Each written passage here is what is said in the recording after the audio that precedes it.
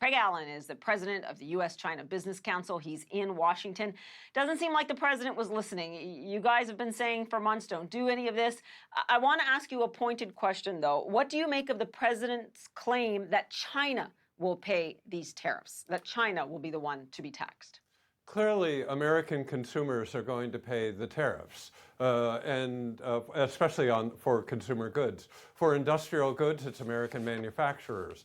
In addition to that, American farmers are being hurt by the retaliatory tariffs. So I'm afraid to report back that it is all of us who are paying the cost for this trade war. Now, Craig, you have said that these latest tariffs will drive the Chinese from the negotiating table, but clearly there wasn't enough progress being made. Why isn't this a good negotiating strategy? Show the Chinese that you are serious and this will not happen on their timetable, but what'll happen on an American timetable? So the Chinese position has hardened considerably since about mid-May, when the United States put Huawei on the entities list. And this will lead to yet a further hardening of the Chinese position. And what we see is that the Chinese are preparing for a longer-term trade conflict. Now, they have not shown their hands. Yesterday was a big surprise for them. But I would anticipate that early next week, we will see a tit-for-tat response on the trade side. So you do believe we're in for retaliation here, without question?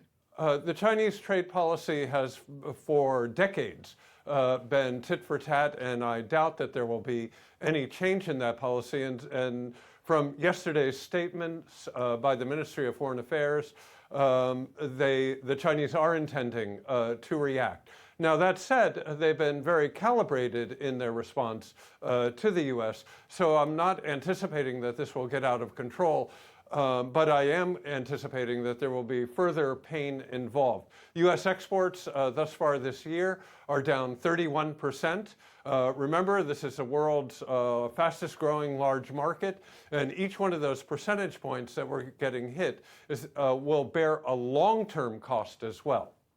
Wow, 31%. Some of that might be attributable to the strong dollar as well. But I mean, obviously the global trade picture not looking very good. But you had said that, okay, there could be retaliation. If this escalates, American business is on tap for what? You said that you worried about regulatory scrutiny, delays in licenses and approvals. Right. How hostile of an environment could China be for American companies going forward? Well, again, I would emphasize that the Chinese have been very calibrated in the response, and there has not been actions against American property or American companies or American citizens in China. However, nationalism is rising rapidly in China. There's a recent survey by the Brunswick Group that says 57% of Chinese citizens have avoided buying American products since the trade war began. So we must be careful. This is not a short-term game. This is a long-term game, and I am especially concerned that structurally we will lose market share in this very rapidly growing market, and that will have a longer-term impact on our farmers, ranchers, workers, and companies. And I'm sure that is what you are hearing from all of them. Craig, really appreciate your analysis as we continue to follow this story over the coming weeks. Thank you so much. Thank you.